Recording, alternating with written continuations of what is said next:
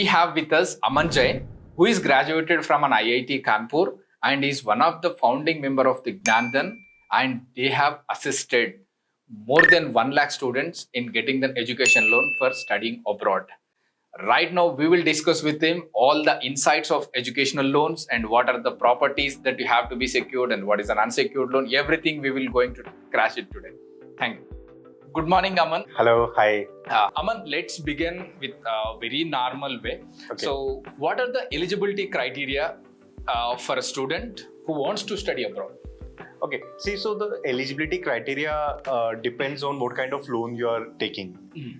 Broadly speaking, there are two kinds of loan. One is the secured education loan, where a student or their parents are supposed to put some sort of collateral.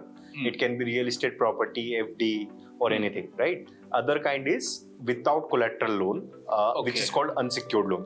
Now, the eligibility criteria are different for both of them. So first, let's talk about the secured loan, where the eligibility criteria is primarily only one thing, is the value of the collateral. So let's say if you're looking for a 20 lakh rupee loan, so the value of collateral should be at least 20 lakh rupees. Okay. Yeah. So if you're looking for 30 lakh rupee loan, then the value of collateral should be 30 lakh rupee. And all the papers of the collateral, let's say typically I have seen that usually students and their parents put real estate as a collateral because the amount is high for the abroad education loan, right? So the value of the collateral or the value of the property should be equivalent to the loan amount that you're looking for. Okay. Yeah. And on the top of that, the second thing is that all the papers of the property should be in place. So at times I've noticed that people apply for the secured education loan and they midway through the process, they get to know that, okay, hey, my this document is missing, my that document is missing, my approved map is missing. And that's where the process fall apart. And then they need to go to government offices to get the document made and all of that. So these are the two basic things. Criteria for the secured loan. Two kinds of a loan. One is a secured loan. Another one is unsecured loan. Okay. Let's discuss about the first one, secured loan. Okay. For the secured loan purpose, what the banks are really looking for it? Right. So is it a property? Or is it more fixed assets or agriculture land? Or else open land? Right. So which one is really banks are accepting now? So given the quantum of the loan amount that we talk about in general in the study abroad space, the banks are mostly looking for the real estate, the properties, flats, house, that is a collateral. So if you have that, that's the first preference. Second is the FD, because FD, fixed deposit in any particular bank, that can also act as a collateral. So these are the two preferred collateral that the banks have. Apart from that, at times banks can accept open plot as a collateral. There is a condition that in the open plot there should be boundary to the plot. If there are no boundaries, then bank think that okay, in the future there can be a confusion who owns the property, what is the area of the property that the person owns. So if you are planning to give open plot as a collateral, in that case there should be a boundary to the collateral. That's that. Now agricultural land, it's a very interesting thing, right? In general, practically speaking, agricultural lands are not acceptable for majority of the banks. But what has happened in the last couple of years is that few banks here and there, they're coming up with the product where they are now trying to do the loans on the agricultural land as well. So theoretically speaking, as of today, loans are possible on the agricultural land, depending on certain criteria, conditions, location of the agricultural land. So for example, certain states, agricultural lands are not acceptable. Certain states, agricultural lands are acceptable. Right. So to answer your question, the preferred is either a house, a fully built structure, be it house, flat, or anything, or an FD. These are the two preferred ones. So that is what the bank are looking for in the secured education loan. So when it comes to an agricultural land part, do they mortgage to the bank before they disburse to the educational loan? No. So so there is a process. So at the time of sanctioning the loan, they look for the photocopies of the entire documents that are there, and basis that they sanction. Now, once the loan is sanctioned, post that, before the disbursement, there is a process that the property owner and bank needs to do. That is called mortgage registration. So usually you have to go to the local government body in your area and get that mortgage registration is done. Once that is done, then the disbursement will be done.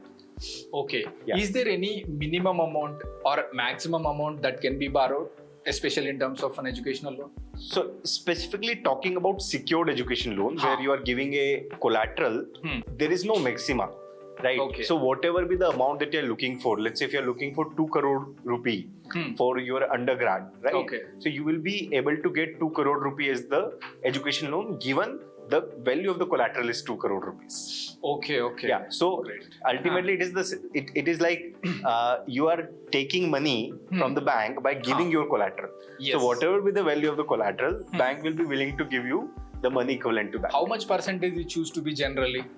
If the value of the property would be 1 crore, how much a student will eligible to get the educational loan?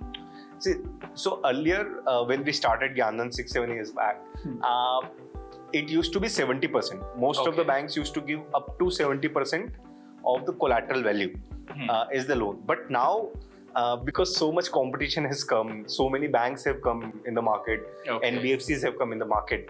Now you can get up to 100% of the value of the collateral as the loan. Okay, even 100%? 100%, yeah.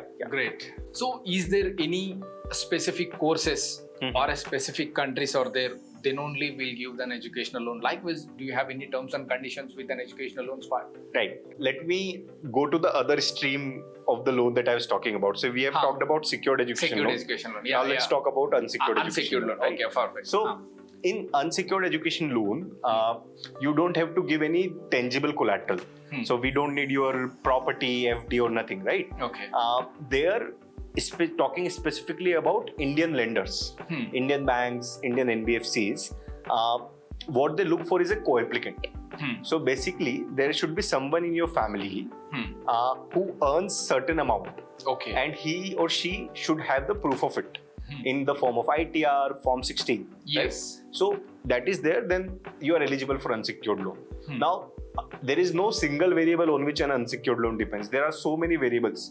So for example, if a student is looking for unsecured loan, these are the following things that the banks will check. The first thing is, as I mentioned, the co-applicant, that who in the family earns and how much. Usually, banks are looking for someone in the family who earns 35,000 rupees per month. As per the papers. There should be a proof of it, right? Either in the form of ITR, pay slips, Form 16, as I mentioned. That is the first thing. Second thing the bank look for is that which college and which country. And for what course the student is going abroad. 3 parameters. So there are certain countries which are typically not at all eligible for an unsecured loan. So just to give an example, somebody going to Russia, no Indian lender will be giving unsecured loan more than 7.5 lakh rupees. Typically up to 7.5 lakh rupees you can take from any bank for any education. But above 7.5 lakh rupees, no bank will give for Russia, right? Any type of course, whether it's for be a master's or PhD level or undergrad, whatever it is. Right. So they check the country. So typically it's easier to get an unsecured loan for countries like USA, Canada, UK, Australia, Germany, Ireland, New Zealand, and this new age countries which are coming, like for example Sweden, Netherlands, Italy. So all of these are eligible. At least one of our partner will be able to do the loans for the countries that I mentioned. Now the courses, typically master courses or master level or equivalent courses are eligible. Right. So somebody is going for MBA, MIM, MS or any other equivalent degree, masters in international business, such kind of degrees are eligible for an unsecured loan.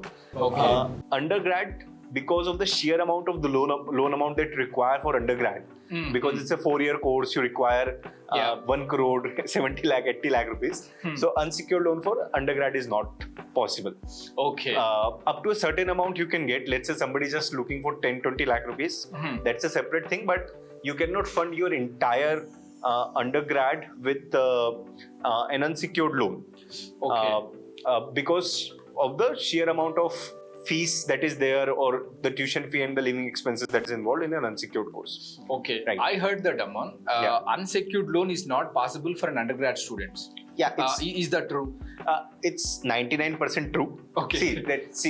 So what has happened again? As we are speaking, things are changing. Okay. Right? Banks are coming up with new policies, new product every now and then. Right? Okay, yeah. So I don't want to say 100% it's not possible. So just to give you some context, we work with one partner, ICICI Bank. So Okay. they have come up with a product where they are able to give unsecured loan even for undergrad for a limited number of colleges. So Okay.